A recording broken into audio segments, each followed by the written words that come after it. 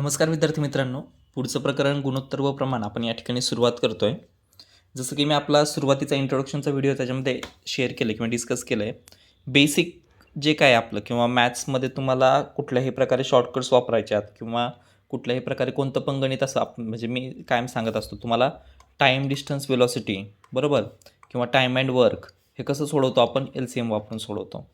पर्सेंटेजचे गणितं तुम्ही ॲव्हरेजची कन्सेप्ट वापरून सोडू शकता, तुम्ही ॲलिगेशनची कन्सेप्ट वापरून सोडू शकता, तुम्ही फ्रॅक्शनची कन्सेप्ट वापरून सोडू शकता किंवा तुम्ही रेशोची कन्सेप्ट वापरून सोडू शकता. बरोबर आहे. म्हणजे हे जे काही बेसिकचे टॉपिक आहेत ना, बेसिकचे टॉपिक कुठले कुठले सांगितले होते मी?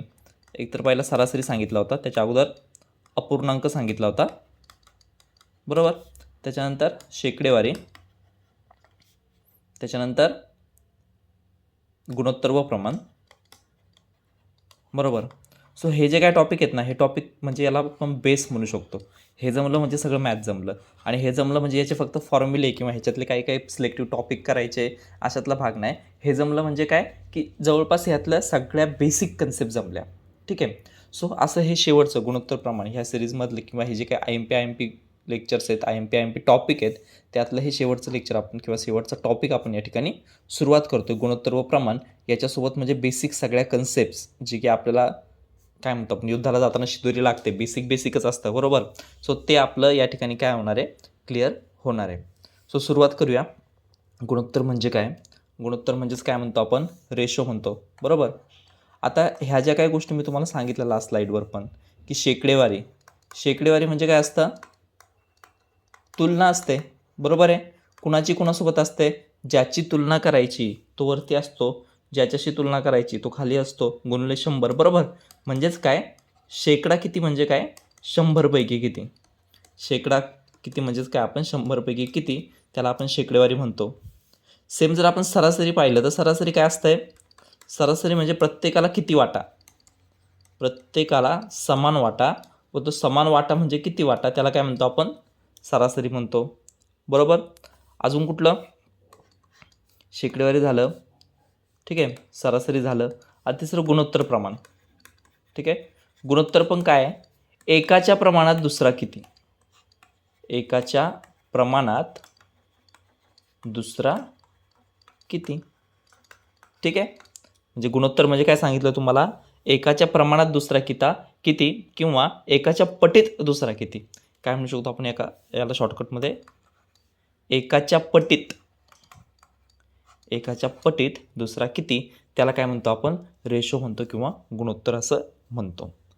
म्हणजे काय, आता हे मांडताना कसं मांडणार, A∗B, A चे Bशी गुणोत्तर. ठीक आहे. याचा अर्थ काय झाला, एची किंमत समजा हे दिलं आहे 2/3, A∗B दिले आपल्याला 2/3, म्हणजे एची किंमत काय झाली 2, बीची किंमत काय झाली 3. आता एची किंमत जर 2च्या पटीत वाढत गेली तर बीची किंमत काय आहे, 3च्या पटीत वाढत जाणार, म्हणजे 2/3 आहे ना. ए जर 20 असला तर बी 30 असणार, ए जर 40 असला तर बी 60 असणार, ए जर 200 असला तर बी 300 असणार बरोबर आहे. ए जर 2 लाख असला तर बी 3 लाख असणार बरोबर. कितीही, फक्त काय, ह्या प्रमाणात, ह्या पटीत असणार, 2/3च्या पटीत असणार. क्लिअर आहे. सो अशा प्रकारे ज्यावेळेस आपण एखादी संख्या मांडतो किंवा अशा प्रकारे ज्यावेळेस एखादी तुलना मांडतो, काय मांडतो, ए आणि बीची किंवा कुठल्याही 2 किंवा जास्त घटकांची तुलना मांडतो, तर अशा प्रकारच्या तुलनेला काय म्हणतो आपण, गुणोत्तर असं म्हणतो. ठीक आहे. गुणोत्तर म्हणजे काय, एकमेकांच्या पटीत. आणि शेवटी तुलना आहे. मग तुलना हा शब्द जर आला तर पहिली गोष्ट आपल्याला महत्त्वाची काय आहे, एकक समान असलं पाहिजे. तुलना हा शब्द जिथं जिथं येईल तिथं महत्त्वाची गोष्ट काय आहे, सरासरी असो, पर्सेंटेज असो बरोबर आहे, काय करतो आपण, फ्रॅक्शन्स असो, काय करतो, एकक समान असलं पाहिजे. ठीक आहे. सो तुलना करताना क्लिअर येतपर्यंत. आता हे रीड कसं करायचं, A∗B लिहिताना आपण A/B असं पण लिहितो बरोबर आहे. A/B म्हणजे अपूर्णांकाच्या स्वरूपात लिहिलं. आता याच्यापैकी 2/3 बरोबर, म्हणजे एचा भाग किती झाला, एचा भाग, हे वाचताना कसं वाचायचं, एचा भाग किती झाला 2 भाग बरोबर आहे. बीचा भाग किती झाला, बीचा भाग 3 भाग, एचा भाग किती झाला 2 भाग, बीचा भाग किती झाला 3 भाग. मग एकूण किती झाले, एकूण किती झाले 2 + 3 बरोबर 5 भाग. एवढा एक फरक आहे बरं का, हा लक्षात घ्या. हा फरक कशात आहे, गुणोत्तर आणि अपूर्णांकामध्ये. अपूर्णांक कसा असतो 3/4 म्हणजे 4पैकी 3 भाग असा विचार करतो आपण. 2/3 म्हणजे 3पैकी 2 भाग बरोबर. हे अपूर्णांकात विचार करतो. पण रेशोमध्ये असं होत नाही. 2/3 2 म्हणजेच काय 2/3. याचा अर्थ काय होतो एकूण किती झाले 2 आणि 3 5 झाले. एकूण किती झाले 5 झाले. त्यांच्यापैकी ए जर विचार केला तर 2, बीचा विचार केला तर 5पैकी 3. क्लिअर आहे. सो हे वाचताना थोडंसं असं वाचता आलं पाहिजे. थोडं आणखीन आपण याला काय लिहिलं होतं आपण ए हॅज टू बी 2/3 बरोबर. एचा भाग काय टोटल किती आहेत 5पैकी म्हणजे समजा मी असं लिहितो ए अधिक बी पैकी ए. ठीक आहे. म्हणजे यालाच काय म्हणतो आपण 5पैकी 2 आणि 3 किती 5पैकी 2. सेम बीचा भाग किती भेटला आपल्याला बीचा भाग बरोबर ए अधिक बी म्हणजेच एकूण पैकी बी म्हणजेच 5पैकी किती 5पैकी 3. वाचताना काय वाचणार आपण असं वाचणार. आता याचं जर टक्केवारीत जर रूपांतर करायचं झालं टक्क्यांमध्ये किंवा शेकडेवारीमध्ये म्हणजे पर्सेंटेजमध्ये कसं करणार बरं. किती ए कशापैकी ए अधिक बी पैकी गुणिले 100 हे झाले एचे टक्के बरोबर आहे. ए छेद ए अधिक बी बरोबर. आता काय घेणार बी घेणार ना आपण. पहिला काय घेतला आपण ए घेतला. आता इथं काय घेणार बीची टक्केवारी. हे काय झाले एचे टक्के हे काय झाले बीचे टक्के बी छेद ए अधिक बी गुणिले 100 बरोबर. ही काय झालं तुम्हाला बीची टक्केवारी मिळाली. सो अशा प्रकारे बेसिक आहे एकदम क्लिअर आहे. सो हे बेसिक समजून घ्या. ए हॅज टू बी किंवा एचे बीशी गुणोत्तर 2/3 आहे बरोबर. वाचणार कसं एचा भाग 2 बीचा भाग 3 आणि एकूण किती झाले एवढं फक्त लक्षात ठेवा. कारण भरपूरदा पोरं चुकी काय करतात 2/3 दिले सर बरं का. 3पैकी 2 होत नाही. ते अपूर्णांकामध्ये होतं. गुणोत्तर प्रमाण काय असतं 2/3 ना. सो एकूण 5पैकी 2 अलग लक्षात. हा 2चा भाग झाला. 5पैकी 3 हा बीचा भाग झाला. ठीक आहे. सो अशा प्रकारे आपल्याला ते वाचता आलं पाहिजे मांडता आलं पाहिजे. सो हे झाली कन्सेप्ट आपली कसली गुणोत्तरची बरोबर. सगळ्यात सोपं काय परत सुरुवात काय पाहिलं पुन्हा एकदा ए हॅज टू बी एचे बीशी गुणोत्तर 2/3 बरोबर. मांडताना हे 2/3 सुद्धा मांडतो म्हणजेच काय एछेद बी. क्लिअर आहे. आणि हे काय गुणोत्तर म्हणजे काय ए आणि बी यांची तुलना म्हणजे ए आणि बी एकमेकांच्या पटीत व्यक्त करणे बरोबर. एच्या पटीत बी बीच्या पटीत ए व्यक्त करणे म्हणजे त्याला काय म्हणतो आपण गुणोत्तर असं म्हणतो. मग आता प्रमाण म्हणजे काय. प्रमाण म्हणजे काय 2 गुणोत्तर समान असल्यास त्यातील क्रमाने येणाऱ्या संख्या प्रमाणात असतात. म्हणजे कुठल्या समजा 2 गुणोत्तर ए छेद बी बरोबर सी छेद डी. क्लिअर आहे. 2 गुणोत्तर आहेत ना कुठले ए हॅज टू बी हे एक गुणोत्तर आहे इज इक्वल टू काय सी हॅज टू डी बरोबर दुसरं गुणोत्तर आहे. हे दोन्ही गुणोत्तर काय आहेत सेम आहेत. मग हे आपण मांडताना कसं मांडलं A has to B is equal to C has to D बरोबर इथपर्यंत. आता मग ह्या ज्या काही संख्या आहेत ना यांना काय म्हणतो आपण ह्या संख्यांना प्रमाण म्हणतो किंवा ह्या येणाऱ्या संख्या प्रमाणामध्ये आहेत. आता यांना आपण नावं दिलेत ए छेद बी बरोबर सी छेद डी म्हणजे ए काय आहे याला आपण काय म्हणतो प्रथम प्रमाणपद. आता हे सिंपल प्रश्न आहेत विचारलेत बरं का डायरेक्ट. बीला काय म्हणतो आपण द्वितीय प्रमाणपद. सीला काय म्हणतो आपण तृतीय प्रमाणपद आणि डीला काय म्हणतो आपण चतुर्थ प्रमाणपद. आणि भरपूरदा असे प्रश्न विचारले डायरेक्ट चतुर्थ प्रमाणपद काढा वगैरे पुढं आहेत आपल्याला क्वेश्चन आलेले आहेत तिथं आपण पाहणारच आहे. ठीक आहे. सो बेसिक लक्षात ठेवा प्रमाण म्हणजे काय 2 गुणोत्तर समान असणं त्याला आपण काय म्हणतो प्रमाण आणि त्या गुणोत्तरातल्या ज्या काही संख्या आहेत त्या संख्या प्रमाणात आहेत असं आपण म्हणतो. क्लिअर आहे. मग आता समजा हे झालं 4 पदं असल्यावरती बरोबर. आता एका केसमध्ये काय होतं माहिती आहे का हे झालं समजा प्रथम द्वितीय तृतीय चतुर्थ A B C D. B common असतो म्हणजे ह्याच्यातलं दुसरं पद आणि ह्याच्यातलं पहिलं पद हे सेम असतं. म्हणजे कसं A has to B is equal to असतो B has to C. B common आला आहे दोन ठिकाणी बरोबर.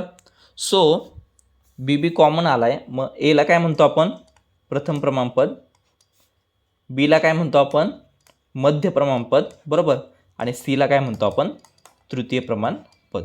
हे एवढं बेसिक फक्त लक्षात राहू द्या. काय की 4 जर असले A/B बरोबर C/D, A∗B = C∗D, तर हे डायरेक्ट सरळ मांडतो आपण, बरोबर आहे. पण जर असं जर दिलेलं असेल B कॉमन आहे, A∗B, B∗C, प्रथम मध्य तृतीय, बरोबर. सो तो जो कॉमन आहे त्याला काय म्हणतो आपण, मध्य प्रमाणपद, आणि पहिल्याला प्रथम, तिसऱ्याला तृतीय. आणि महत्त्वाची गोष्ट ह्याच्यापेक्षा, या पहिल्या गुणोत्तरापेक्षा, ह्या पहिल्या प्रमाणापेक्षा हे दुसरं प्रमाण आपल्याला जास्त विचारलं जातं. ठीक आहे. सो आता हे मांडताना कसं मांडणार आपण, A/B बरोबर B/C. करा मग. आता कशाची किंमत विचारली आपल्याला जर समजा तृतीय प्रमाणपद काढा विचारलं, तृतीय म्हणजे कोणतं, C. तर C बरोबर काय भेटलं आपल्याला, C बरोबर काय भेटलं, B²A, बरोबर. म्हणजे याच्यावरून आपल्याला फॉर्म्युला काय भेटला, तृतीय प्रमाणपद बरोबर मध्य प्रमाणपदाचा वर्ग छेद प्रथम प्रमाणपद. फॉर्म्युला पाठ करायची गरज आहे का, करायचं असेल तर करून घ्या, फक्त लक्षात काय ठेवायचं आहे, हा रेशो लक्षात ठेवायचा एक्झाममध्ये पण. ठीक आहे. आता हे जर आपल्याला बी विचारला, बी ह्यांच्यापैकी बी विचारला, तर काय आहे, B² बरोबर काय आहे, AC. मग बी बरोबर काय भेटलं तुम्हाला, वर्गमुळात AC, बरोबर. म्हणजे बी म्हणजे काय आहे, द्वितीय. मग द्वितीय प्रमाणपद बरोबर काय भेटलं तुम्हाला, वर्गमुळामध्ये प्रथम गुणिले तृतीय.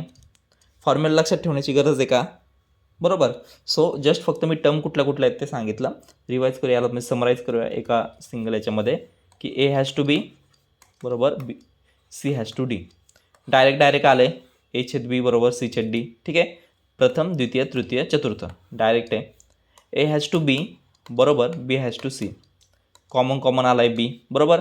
मग प्रथम, तृतीय आणि कॉमन जो आहे त्याला काय म्हणतो आपण, मध्य.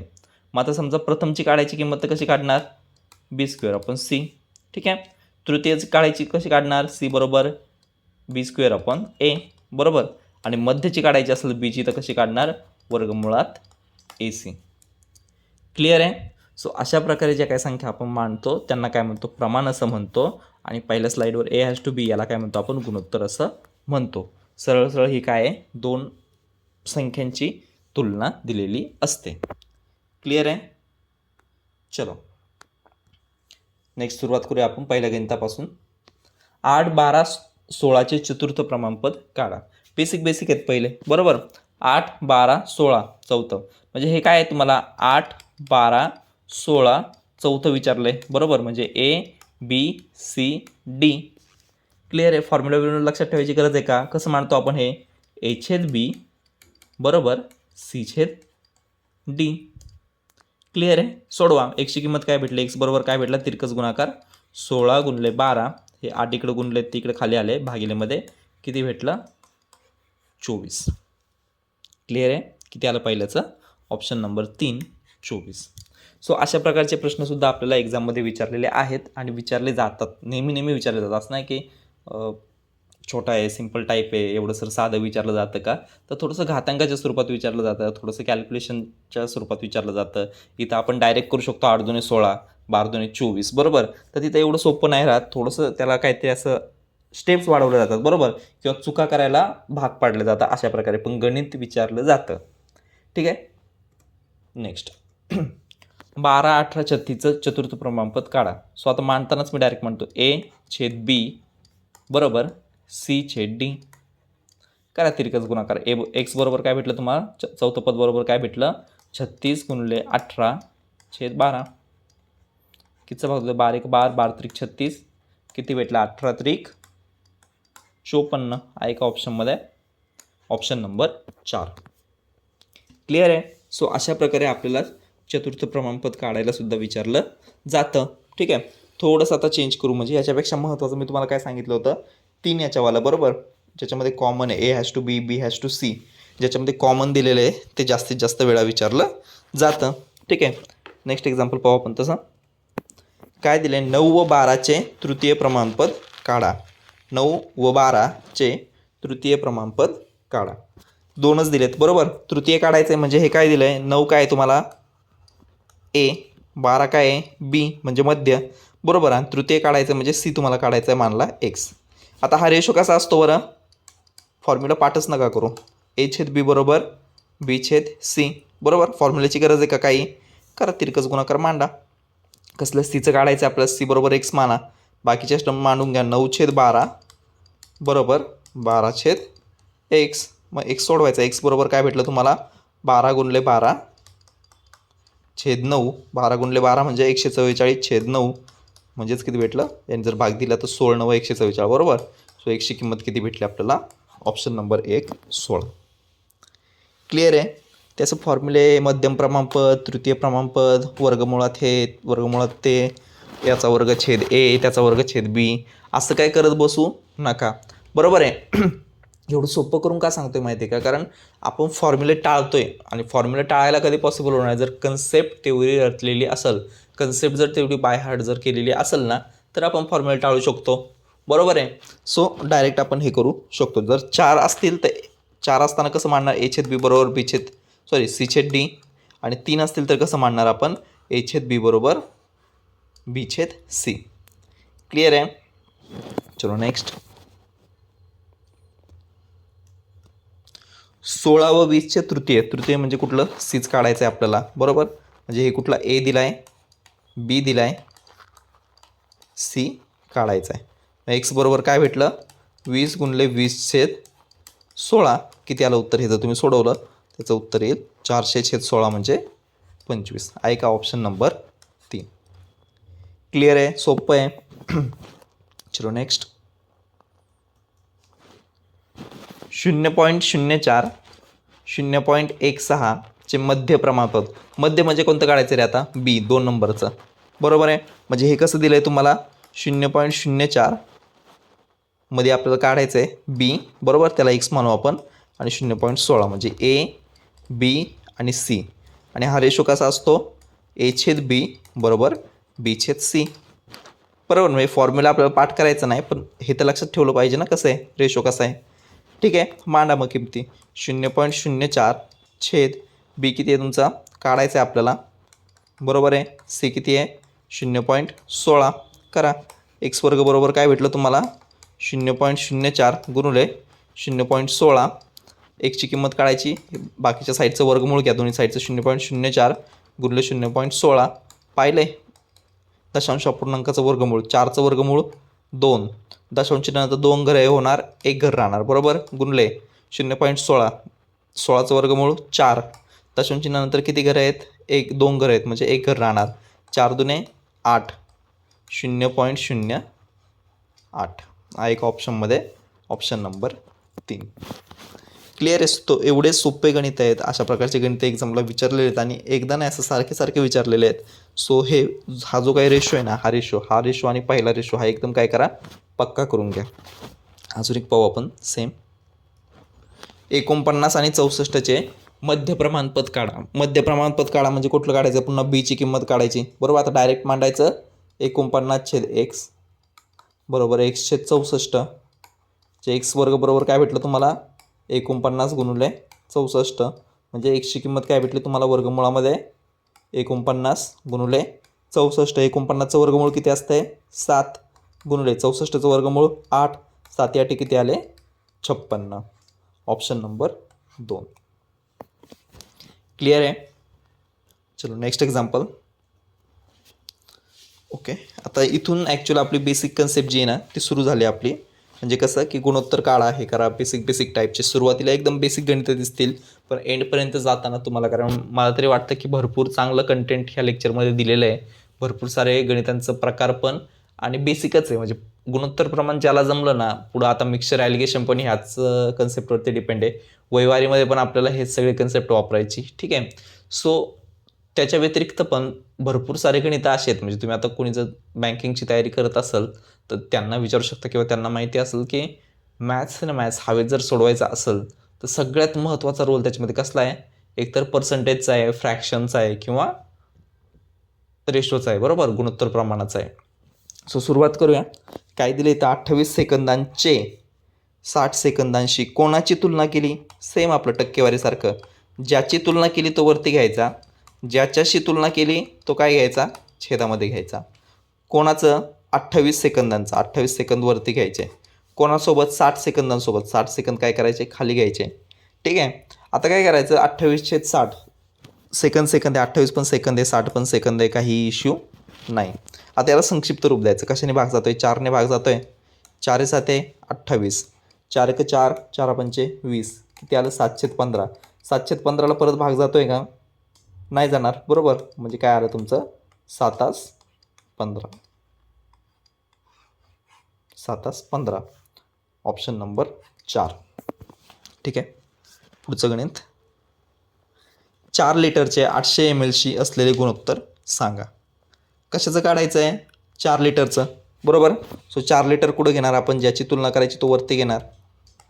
कोणासोबत करायचं आहे? 800 ml सोबत करायचं आहे. 800 ml खाली घेणार, बरोबर आहे. आता एक गोष्ट लक्षात घ्या, 4 काय लिटर आहे, 800 काय आहेत? ml आहेत, मिलीलिटर आहेत, बरोबर. सो दोघांचं युनिट काय करावं लागणार? आपल्याला सेम करावं लागणार. मग आपण लिटरचं कन्वर्जन कशामध्ये करू? मिलीलिटर म्हणजे ml मध्ये करू. सांगा. 4 लिटर म्हणजे 1 लिटर म्हणजे किती? 1000 मिलीलिटर असतो, बरोबर. सो 4 लिटर म्हणजे किती झाले? 4000 मिलीलिटर, बरोबर. छेद 800 मिलीलिटर. सेम मिलीलिटर द्या. आता याला संक्षिप्त रूप द्या. 2 0 2 0 गेले. 8ने डायरेक्ट भाग जातो. 8 1 8, 8 5 40, किती आलं? 5/1. आणि 5/1 म्हणजेच काय आलं आपलं गुणोत्तर? 5/1. सो ही गोष्ट सुद्धा लक्षात राहू द्या. महत्त्वाची गोष्ट काय की गुणोत्तर काढताना दोन्ही संख्या किंवा जेवढ्या संख्या आपल्याला दिल्यात, जेवढे घटक आपल्याला दिलेत, त्यांचं एकक काय असलं पाहिजे? समान असलं पाहिजे. सगळ्यात बेसिक गोष्ट. क्लिअर आहे? चलो नेक्स्ट. 100ला 4/6 गुणोत्तरात वेगळं करा. ठीक आहे. आता हे थोडंसं महत्त्वाचं आहे, कारण ज्यावेळेस अपूर्णांक असायचा ना त्यावेळेस आपण डायरेक्ट गुणाकार करायचो. अपूर्णांक असायचं त्यावेळेस काय करायचो आपण? गुणाकार करायचो. आता इथे 4/6 आधी अपूर्णांक काय हे गुणोत्तर वाचू आपण. 4/6 म्हणजे काय रे? 4/6, बरोबर. 4/6 म्हणजे काय? आपल्याला काय करायचं? 2 भाग करायचे आहेत. 2 भागांपैकी पहिला भाग किती असणार आहे? 4 भाग. दुसरा भाग किती असणार आहे? 6 भाग. एकूण किती झालं? 10 भाग, बरोबर आहे. सो आता 2 भाग करायचे आपल्याला. 4वाला भाग एक सेपरेट करायचा आणि 6वाला एक भाग सेपरेट करायचा. कशाचा? 100चा, बरोबर.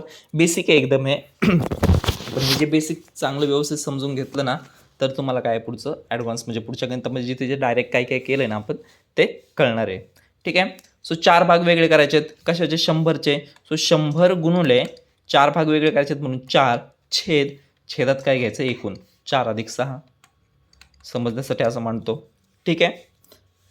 6 भाग वेगळे करायचे आहेत ना. सो 100 गुणिले 6 छेद 4 + 6. कळलं काय केलं? फक्त एवढी गोष्ट फक्त बेसिक समजून घ्या, हे महत्त्वाचं आहे. 4/6 म्हणजे काय? 4 भाग एकाचे, 6 भाग एकाचे आणि एकूण किती झाले? 4 आणि 6 बरोबर 10 भाग एकूण झाले. क्लिअर आहे? सोडवा मग. किती येत आहे? 100 गुणुले 4/10. इकडे किती आलं? 100 गुणुले 6/10. 100 गुणिले 4/10 म्हणजे याची किंमत किती आली? 40. याची किंमत किती आली? 60. क्लिअर आहे? म्हणजे आपलं उत्तर काय आलं? 40 आणि 60 ऑप्शन नंबर 3. सो अशा प्रकारची ही कन्सेप्ट की छेदामध्ये काय घ्यायचं? एकूण घ्यायचं. एवढं फक्त आपल्याला कळलं पाहिजे. नाही तर आपण याच्यात कसं करायचो रे? डायरेक्ट 100 गुणिले 4/6. तर अपूर्णांक असतं तर आपण असंच केलं असतं, बरोबर आहे. पण अपूर्णांक नाही आहे, सो असं करायचं नाही. म्हणून ही कन्सेप्ट थोडीशी जास्त इलॉबरेट करून सांगितली, थोडंसं जास्त डिस्कस करून सांगितलं. क्लिअर आहे? चलो नेक्स्ट. 728ला 5/9 गुणोत्तरात वेगळं करा. ठीक आहे. आता थोडंसं आपण एक स्टेप काय करत जाऊ? इलिमिनेट करत जाऊ. कशाचं विभागणी करायची? 728ची गुणुले किती भागात करायची? 5/9. 5/9 म्हणजे एकाला 5 भाग द्यायचे आणि एकाला किती द्यायचे? 9 भाग द्यायचे, बरोबर आहे. कितीपैकी? 5 आणि 9 14. 5 आणि 9 14. क्लिअर येतपर्यंत? बरोबर. 5 आणि 9 दोघांची बेरीज डायरेक्ट खाली छेदामध्ये घेतली आणि अंशामध्ये ज्याचे भाग काढायचे म्हणजे जेवढे भाग काढायचे ते. याचा अर्थ काय झाला? 14पैकी 5 भाग. याचा अर्थ काय झाला? 14पैकी 9 भाग. द्या बरं भाग. 14 1 14, 14 5 70, राहिले 2, 14 2 28. किती आलं? 52. सो इथं पण किती येणार आहे? 52. काय सेपरेट भाग द्यायची गरज नाही. फक्त 52 गुणिले 5. याचा अर्थ काय झाला? 52 काय झाला? एक भाग म्हणजे 52 झाला. एक भाग म्हणजे काय झाला? 52 झाला. क्लिअर आहे? सो 52 गुणिले 5, 5 2 10 0 हातचा आला 1, 5 5 25 आणि 1 26, 260. आणि इथं 52 गुणिले 9, 9 2 18 8 हातचा आला 1, 9 5 45 आणि 1 46, 68,260. क्लिअर आहे. Option number 3. आता एक गंमत सांगतो. ए हॅज टू बी दिलं आहे, बरोबर. ए हॅज टू बी. एचे भाग किती? ए. बीचे भाग किती? बी. एकूण किती झाले त्यांची? एकूण ए अधिक बी, बरोबर आहे. फरक काय असणार त्यांच्यातला? ए वजा बी. फरक पण विचारला आहे आपल्याला. म्हणजे भरपूरदा असं पण होतं की 5 भाग एकाला, 9 भाग एकाला, दोघांमधला फरक एवढा आहे. दोघांमधला फरक म्हणजे किती भाग? 4 भाग असणार, बरोबर. असे पण गणितं विचारलेले आहेत. त्याच्यामुळे हे समजून घ्या की एचा भाग बीचा भाग म्हणजे काय असतं? A has to B, B has to C, जे काय असेल ते, बरोबर. 5/9 म्हणजे काय? 5 म्हणजे पहिला भाग, 9 म्हणजे दुसरा भाग, दोन्ही मिळून एकूण काय असणार? 14 भाग. क्लिअर आहे. सो भागिले 14 आपण त्याच्यासाठी इथं केले. चलो नेक्स्ट. एका गावात स्त्री पुरुषांच्या संख्येचे गुणोत्तर 7:8 आहे. ओके, 7/8 आहे. मी डायरेक्ट वाचलं. 7/8 म्हणजेच त्याचा अर्थ काय होणार? 7:8 आहे. एकूण स्त्रियांच्या संख्येत 200 मिळवले असता पुरुषांची संख्या मिळते, तर त्या गावातील पुरुषांची संख्या सांगा. ठीक आहे. आपण थोडंसं स्टेप बाय स्टेप पण जाऊ, म्हणजे बाय मेथड पण जाऊ कन्व्हेन्शनल वेमध्ये, आणि थोडंसं त्याला आपण हवेत पण घेऊन जाऊ. कारण कन्सेप्टचे गणित आहेत. पहिल्या लेक्चरमध्ये हे जे काय गणित आहेत ना, आता हे ॲक्च्युली PYQ मधलं गणित आहे. ठीक आहे. काय? स्त्री आणि पुरुषांच्या संख्येचे गुणोत्तर. कुणाचं दिलं आहे? अगोदर स्त्री, 2 नंबर पुरुष. ते स्त्री कुठं असणार? वरती, पुरुष छेदामध्ये. ठीक आहे. बरोबर. काय तुमचं? 7/8, बरोबर. म्हणजेच काय? 7/8. क्लिअर आहे इथपर्यंत. मग आता समजा आपण त्यांच्या संख्या, स्त्रियांची संख्या किती मानली? 7x मानली. पुरुषांची संख्या 7x काय झालं तुमच्या? स्त्रिया, बरोबर. आणि 8x काय मानलं तुम्ही? पुरुष. 7x स्त्रिया, 8x काय मानले? पुरुष मानले. क्लिअर आहे. आता काय करायचं आहे? एकूण संख्येत म्हणजे स्त्रियांमध्ये 200 मिळवले तर काय भेटतं? पुरुषांची संख्या मिळते. म्हणजे 7x अधिक 200 बरोबर काय भेटलं तुम्हाला? 8x, बरोबर ना. आता हे x स्वरूपात कसं मांडायचं हे थोडंसं आता इथून पुढं, म्हणून मी सांगितलं ना आपण बाय मेथड पण जाऊ. डायरेक्ट पुढच्या गणितांना जर हे सांगितलं तर कळणार नाही. बाय मेथड जाऊ आपण. स्त्रियांचं आणि पुरुषांचं गुणोत्तर काय आहे? 7/8. मग स्त्रिया किती मानल्या आपण? 7x. पुरुष किती मानले? 8x, बरोबर. सो स्त्रियांच्या संख्येत 7x मध्ये 200 मिळवल्यानंतर पुरुषांची संख्या म्हणजे 8x मिळते. सोडवा. x बरोबर काय भेटलं तुम्हाला? x बरोबर भेटलं 200, बरोबर. तर त्या गावातल्या कोणाची संख्या विचारली? पुरुषांची संख्या. पुरुषांची संख्या म्हणजे काय विचारलं आपल्याला? 8 विचारलं आहे, बरोबर. 8x विचारलं आहे. 8x म्हणजे काय? 200 गुणिले 8 बरोबर किती आलं? 1600 रुपये. क्लिअर आहे. किती आलं? 1600 रुपये नाही, 1600 काय? पुरुषांची संख्या आहे, 1600 आली फक्त. क्लिअर आहे. सो ऑप्शन नंबर 4 याचं उत्तर असणार आहे. आता हे एक्सच्या स्वरूपात मांडलं असं. एक्सच्या स्वरूपात जर मांडायचं नसतं तर सिम्पल आहे. 7 स्त्रिया, 8 भाग पुरुष. 7 भाग काय आहे? स्त्रिया, 8 भाग काय आहे? पुरुष. फरक कितीचा आहे? 200चा, बरोबर. आणि इथं फरक कितीचा आहे? 7 भाग आणि 8 भाग म्हणजे 1 भागाचा. म्हणजे 1 भाग म्हणजे 200. तर स्त्रियांची विचारली असली तर मग 7 भाग म्हणजे किती? 1400. पुरुषांची विचारली असती तर 8 भाग म्हणजे किती? 8 1600. क्लिअर आहे. सो असं हे लॉजिक आपल्याला हवेत सोडवता येऊ शकतं, फक्त बाय मेथड. कारण असं नको व्हायला सर सगळं हवेत आणि मध्येच तुम्ही एक्सची ही मेथड कुठून घेऊन आले, बरोबर. सो एक्सच्या स्वरूपात आपण जनरली कसं सोडवतो ते ह्या ठिकाणी डाव्या साईडला दाखवलं आहे, आणि आपल्याला हवेत कसं सोडवायचं आहे ते इथं आपण उजव्या साईडला पाहिलं. क्लिअर आहे. चलो पुढचं. एका संमिश्रामध्ये ए व बी हे धातू 3:4 प्रमाणात आहेत. त्या संमिश्रामध्ये 600 ग्रॅम धातू बी असेल तर धातू एचे संमिश्रातील वजन सांगा. ठीक आहे. 2 आहेत संमिश्र, त्याच्यामध्ये 2 घटक आहे ए आणि बी. किती प्रमाणात आहेत? 3:4, बरोबर. आता त्याच्यामध्ये बी किती आहे? 600 ग्रॅम. तर ए बरोबर किती? एवढाच प्रश्न आहे. आता हे काय असतं? पटीत असतं ना. याच्या जेवढ्या पटीत बीच्या जेवढ्या पटीत हा ए, बरोबर का नाही. म्हणजे 4च्या पटीत काय? 600 ग्रॅम. सेम तसं 3च्या पटीत पण असणार. इकडे काहीतरी तिरकस गुणाकार करा.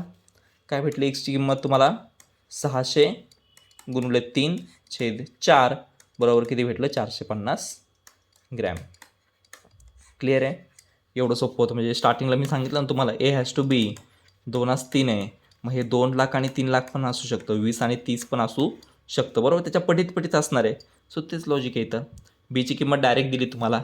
आता तुम्हाला कळलं असं गणितं कसे कसे फ्रेम होऊ राहिलेत. ए हॅज टू बी ना, मग तुम्हाला काय करतील, एकूण देतील ए अधिक बी आणि त्यांची वाटणी करायला लावतील. तुम्हाला फरक देतील आणि तुम्हाला त्याची किंमत काढायला लावतील. किंवा तुम्हाला काय बीची किंमत देतील किंवा ईची किंमत देतील आणि दुसऱ्याची किंमत काढायला लावतील. असे कुठले पण गणित याच्यातून फ्रेम होऊ शकतात. किंवा तुम्हाला टक्केवारी पण काढायला लावतील. एची टक्केवारी काढा, बीची टक्केवारी काढा. ठीक आहे. सो बेसिक आपलं एवढंच राहील की काय, हे ए हॅज टू बी 3×4, त्याच्यापैकी 4 भाग म्हणजे किती आहेत, 600. 4 भाग म्हणजे 600, तर 3 भाग म्हणजे किती, सरळ सरळ एवढाच प्रश्न होता. क्लिअर आहे. चलो नेक्स्ट. 1000 रुपये ए आणि बीला 3:2 या प्रमाणात वाटले तर बीला किती रुपये मिळतील. कोणाचं विचारलं, आता बीचा भाग विचारला आहे. ए हॅज टू बी काय दिलं आपल्याला, एचं बीचे गुणोत्तर 3:2 बरोबर आहे. मग बीचा भाग किती झाला, 2 भाग बरोबर. मग बीचा वाटा विचारला आहे आपल्याला. बीचा वाटा किती झाला, 2 भाग. कितीपैकी 2 भाग, एकूण किती आहेत 3 आणि 2, 5 पैकी 2 भाग. किती, 5 पैकी 2 भाग. कसं काढणार हे, टोटल किती आहेत, बीचा वाटा बरोबर कसं काढणार, टोटल किती आहेत 1000. 1000 गुणुले 2/5 बरोबर. 5 कुठून आले, 3 आणि 2ची बेरीज 2 कुठून आले, बीचा वाटा काढतोय आपण. द्या 5ने भाग द्या, 5 × 5, 5 × 2 = 10, 5 0 0 5 0 0, 200 गुणिले 2 किती आलं, 400. क्लिअर आहे. Option number 1 400.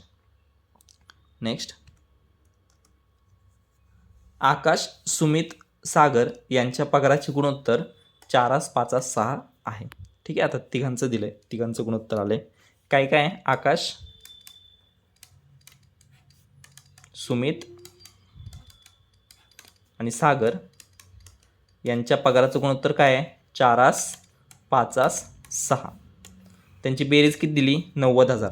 सो कसं सोडवणार हे, मेथड बाय कन्व्हेन्शनल वे जर सोडवायचं झालं तर आकाशचं 4x, सुमितचं 5x, सागरचं 6x बरोबर. तिघांची बेरीज किती आहे, 90,000. ठीक आहे. सोडवा. 4 आणि 5 9, 9 आणि 6 15. सो 15x बरोबर काय भेटलं तुम्हाला, 90,000. तर x बरोबर काय, 90,000 भागिले 15, 15 × 90 म्हणजेच काय भेटलं तुम्हाला, 6,000 बरोबर आहे. सो कोणाचा पगार विचारला आहे, आकाशचा पगार विचारला आहे. आकाशचा किती आहे, 4x. कोणाचा विचारला आहे, आकाशचा बरोबर. मग आकाशचा किती आहे, 4x. 4x म्हणजेच काय, 4 गुणिले 6,000 म्हणजेच काय भेटलं तुम्हाला, 24,000. क्लिअर आहे. आणि जर डायरेक्ट वेमध्ये सोडवायचं असेल, एक्स वगैरे मांडायचं नसेल तर डायरेक्ट करा. कसं, 4, 5 आणि 6 किती झाले, 4 आणि 5 9, 9 आणि 6 15 भाग बरोबर. टोटल किती झाले, 15. कुणाचा विचारला आहे, आकाशचा विचारला आहे. आकाशचा किती आहे, 4 भाग आहे बरोबर. म्हणजे टोटल किती आहेत, 90,000. 90,000च्या 4/15 एवढंच काढायचं आहे. ठीक आहे. हे जस्ट फक्त तुम्हाला कन्व्हेन्शनल मेथड सांगतोय. आपल्याला फक्त गणितं असे उजवीकडे जर सोडवले तसे सोडवायचे आहेत. फक्त कन्सेप्ट क्लिअर व्हावी म्हणून आपली दोन्ही मेथड चालल्यात. ठीक आहे. द्या भाग. 15 × 15, 15 × 90, 1 2 3 0, 6 चौक 24,000. एक्झाममध्ये एवढंच करायचं आपल्याला. क्लिअर आहे. फक्त हे कसं आलं हे समजण्यासाठी हा सगळा खटाटोप. आणि 4:5:6 म्हणजे टोटल किती झाले, 15 भाग झाले. आकाश विचारला आहे म्हणजे 15 पैकी 4, सुमितचं विचारलं असलं तर 15 पैकी 5, सागर विचारला असलं तर 15 पैकी 6. एवढं सोपं आहे. क्लिअर आहे. सो बऱ्यापैकी बेसिकचे गणितं आपण याच्यामध्ये कवर केलेत. बऱ्यापैकी म्हणण्यापेक्षा जवळपास सगळे गणितं बेसिकला एवढंच आहे सगळं. ए हॅज टू बी, त्याची विभागणी करा, त्यांची बेरीज, त्यांची वजाबाकी बरोबर, त्यांच्यातला फरक किंवा त्यांच्यातलं काय, एची किंमत दिली, बीची किंमत काढा, बीची दिली, एची काढा. अशा प्रकारचे गणितं इथं सगळे फ्रेम होतात पहिल्या लेक्चरमध्ये. सो ते सगळे आपण कवर केलेले आहेत. एक आणखीन एक लेक्चर आहे शेवटचं, तेवढं लेक्चर पाहू म्हणजे आपलं पहिलं बेसिकचं जे काही लेक्चर आहे ते या ठिकाणी डन होईल. शेवटचं गणित.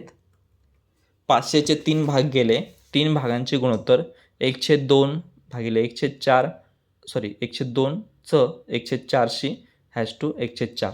ए is to B is to C बरोबर. 1/2 हॅश टू 1/4 हॅश टू 1/4. ठीक आहे. 3 गुणोत्तर आहे. अपूर्णांकाच्या स्वरूपात जर गुणोत्तर आलं तर डायरेक्ट आहे ती किंमत घ्या. काय सांगितलं, अपूर्णांकाच्या स्वरूपात जर गुणोत्तर आलं तर डायरेक्ट भाग करा. म्हणजे 500चा पहिला भाग काय होणार, 500 गुणिले 1/2 हा झाला पहिला भाग 250. 500 गुणिले 1/4 हा झाला 125 हा दुसरा भाग. आणि 500 गुणिले 1/4 सेम, म्हणजे हा झाला 125 तिसरा भाग. मग 3 भाग काय आले 250, पहिली संख्या 125 दुसरी संख्या 125 तिसरी संख्या. क्लिअर आहे. हे थोडंसं पुढं आल्यानंतर ही कन्सेप्ट पाहणार आहे आपण A/B/C 3 गुणोत्तर समान कशी करायचे. बरोबर, अपूर्णांकाच्या स्वरूपात जर गुणोत्तर वगैरे आलं तर छेद समान करायचा का त्याचा लसावी काढायचा, काय करायचं हे कुठं पाहणार आहे आपण पुढच्या लेक्चरमध्ये. ह्या सगळे टाईप येणार आहेत. ह्या लेक्चरमध्ये एवढंच फक्त बेसिक पार्ट लक्षात ठेवा की गुणोत्तराच्या स्वरूपात जर आपल्याला विभागणी करायला सांगितली तर डायरेक्ट काय करायचं, गुणोत्तराने गुणायचं. क्लिअर आहे. सो अशा प्रकारे पहिल्या लेक्चरमध्ये आपण बऱ्यापैकी बेसिक सगळं कव्हर केलेलं आहे. थोडेसे जे काय आता वेगवेगळे टाईप आहेत बेसिकमधले ते आपण पुढच्या लेक्चरमध्ये कव्हर करू. हे थोडंसं लेक्चर किंवा हा जो काही टॉपिक आहे ना थोडा चांगला करा, कारण ह्याचं युटिलायझेशन ह्याचं ॲप्लिकेशन आपल्याला भरपूर साऱ्या ठिकाणी करावं लागणार आहे. सो हे लेक्चर आपण या ठिकाणी स्टॉप करू.